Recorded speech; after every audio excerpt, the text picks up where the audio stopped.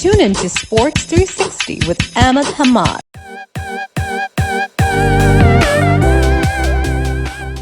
Hello and a very warm welcome to all the viewers of Sports 360. I'm your host Hammad Siddiqui. Viewers, Pakistan की cricket team New Zealand के tour पे है और कुछ अच्छी खबरें नहीं आ रही पाकिस्तान के हवाले से। इस बारे में हम बाद में डिस्कस करेंगे, लेकिन पहले Australia versus India 3 match one day international series खेली जा रही थी और आपको ये बताते चलें कि India beat Australia by 13 runs to avoid white wash.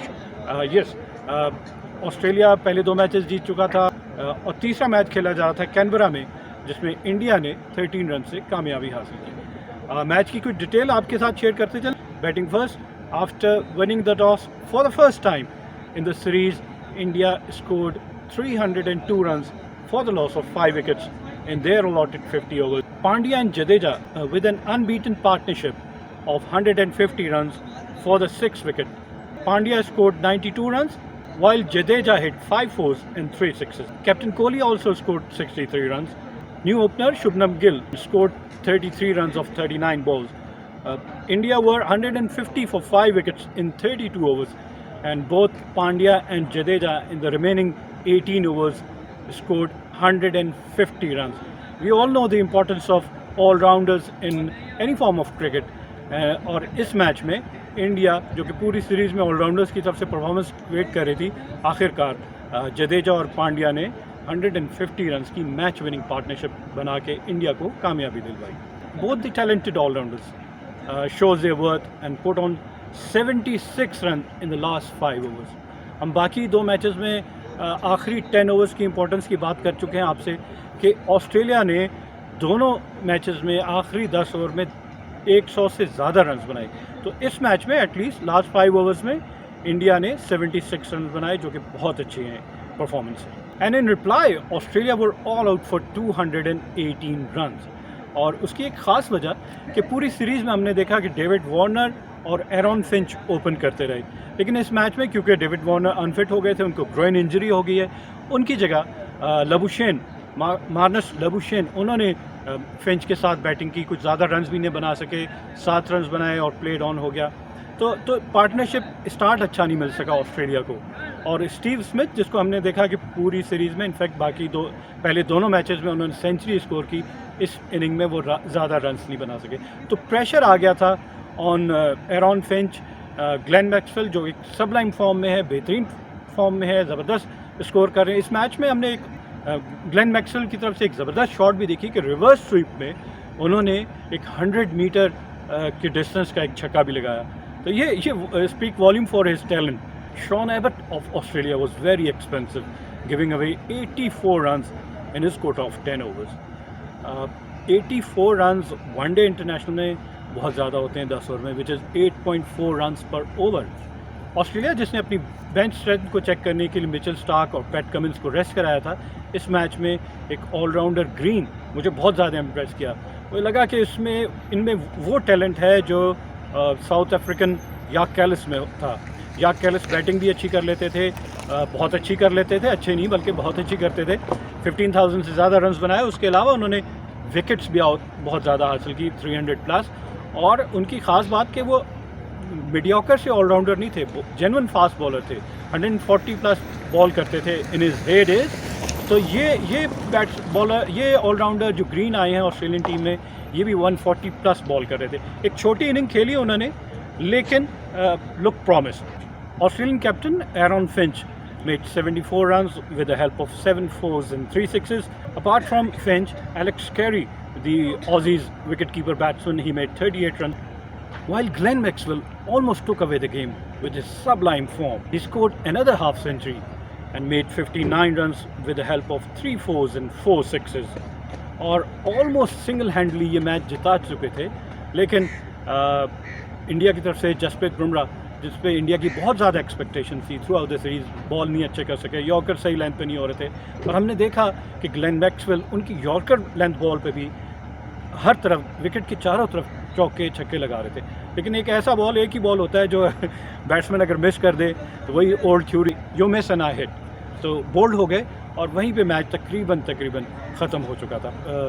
Although कि एश्टन अगर ने कोशिश की, लेकिन मैच ऑस्ट्रेलिया हार चुका था। Hardik Pandya of India was declared man of the match, while Steve Smith of Australia, who scored 2 consecutive centuries in the series, was adjudged man of the series.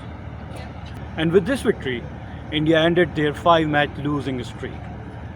एक और ख़ास बात जो मैं आपके साथ पॉइंट्स के हवाले से शेयर करूंगा कि next world cup which is 2023 में इंडिया में खेला जाना है, इसके हवाले से कि ऑस्ट्रेलिया ने ये सीरीज़ जीत कर 40 पॉइंट्स हासिल किए and they are now at the top of the table, followed by England, they have 30 points.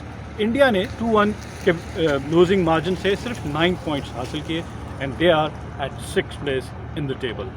आपको ये भी बताते चलें कि 13 team super league was introduced earlier this year to determine the 7 direct entries, 7 direct qualifiers for the next 50 over World Cup to be played in India. और अब आपको लिए चलते हैं साउथ अफ्रीका, जहाँ पे इंग्लैंड और साउथ अफ्रीका की टीमों के दरमियान 3 T20 मैचेस की सीरीज़ खेली जा रही थी और इंग्लैंड ने तीनों मैच जीतकर सीरीज़ 3-0 से जीत ली।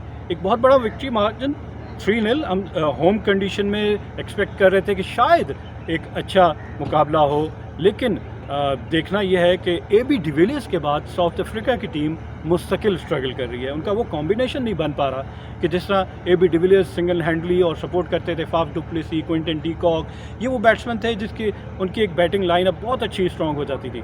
लेकिन एक बैट्समैन के जाने के बाद, AB डिविलियर्स के जाने के बाद बहुत स्ट्रगल कर रही है, बहुत मुश्किल कंडीशन में है, बहुत मुश्किल हालात में है साउथ अफ्रीका की टीम। और हमने ये देखा कि इंग्लैंड की टीम तीनों मैचेस जीत रही है और स्कोर इस मैच में अच्छा किया साउथ अफ्रीका ने। Batting first, south Africa scored 191 runs for the loss of 3 wickets in their stipulated 20 overs. Wander Dawson with 74 of 32 balls, he hit 5 fours and 5 sixes, while Faf du Plessis also made 52 runs of 37 balls with the help of 5 fours and 3 sixes. South Africa hit 13 fours and 10 sixes in their innings, making 112 runs in boundaries. और boundaries में shorter format है T20, ज़्यादा runs बनते हैं, तो 112 out of 191 उन्होंने boundaries में score कर लिए थे। तो छोटे ग्राउंड हो जाते हैं और बैट्समैन को ज़्यादा फेवर करती हैं पिचेस। तो T20 फॉर्मेट कुछ ज़्यादती हो रही है बॉलर्स के साथ, तो ICC को देखना पड़ेगा कि बैलेंस मैचेस हों, पिचेस जो हैं वो बैट्समैन को भी सपोर्ट करें, उसके साथ साथ बॉलर के लिए भी सपोर्ट हो। ये ना हो कि बॉलर खाली मार खाने जा रहे हैं। जितना भी अच्छा बॉलर होगा, जब आप इतनी अच्छी बैटिंग पिचेस बना देते हैं तो बॉलर कुछ भी नहीं कर सकता। For England, Adil Rashid the right arm leg spinner, जिसका पहले भी हम जिक्र कर चुके हैं, बहुत अच्छी बॉलिंग की। इस मैच में भी 4 ओवर में सिर्फ 20 रन दिए, जब 191 का टोटल साउथ अफ्रीका ने सेट किया, विच इज़ 9.5 रन। तो अगर इसी हिसाब से इनको भी रन्स पड़ते तो ऑलमोस्ट 40 रन इनको 4 ओवर में पड़ सकते थे, लेकिन 4 ओवर में सिर्फ 20 रन, ज़बरदस्त bowling performance. And in reply, England achieve the target for the loss of just 1 wicket. Just Butler and David Malan put on 167 and for the unbroken second wicket partnership. Malan made 99 of 47 balls with the help of 11 fours and 5 sixes, while Butler scored 67 of 46 balls with the help of 3 fours and 5 sixes. South African bowlers were up against the brutal best of English batsmen Butler and Malan. South African Sipamla, he gave away 45 runs in 2.4 overs, while Tabraiz Shamsi also conceded 57 runs of 4 overs. David Malan also reached 915 points, the highest ever for batsmen in T20 ranking. Malan is ahead of Pakistan's Babar Azam.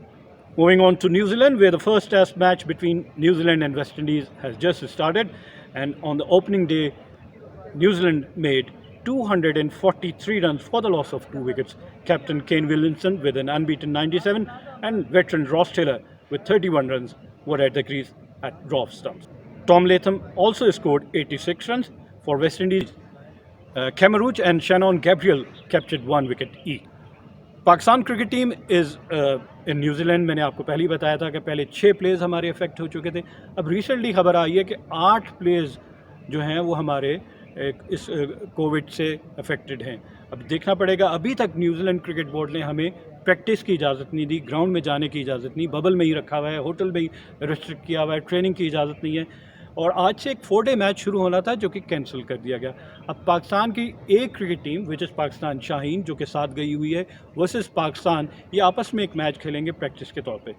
और उसके बाद से हमारे 3 T20 which starts from 18th of this month, और उसके बाद से 2 test matches की सीरीज़ खेली जाएगी। अब ये देखना है कि हमारे जिस तरह प्लेयर कोविड में अफेक्टेड होते जा रहे हैं, तो आखिर में बचेगा क्या हमारे पास, कौन से ऐसे प्लेयर्स होंगे जो टीम को रिप्रेजेंट करेंगे।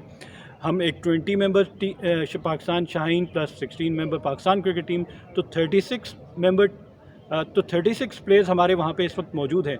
उनमें से कितने अपने आप को बचा के रख सकते हैं कोविड से, एहतियात की ज़रूरत है सारी दुनिया में।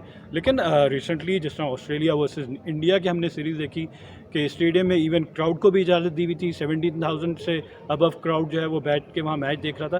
तो अगर आप एहतियात करेंगे तो हालात इंशाल्लाह आगे बेहतर हो जाएंगे। और कुछ पाकिस्तान प्लेयर्स के हवाले से न्यूज़ ये है कि इमाद वसीम जो है वो ऑस्ट्रेलिया जाएंगे इस सीरीज़ के बाद, वहाँ बिग बैश लीग खेलेंगे। Keep on watching Sports 360 with Ahmed Hammad for latest news, views, and interviews of sports personalities from around the world.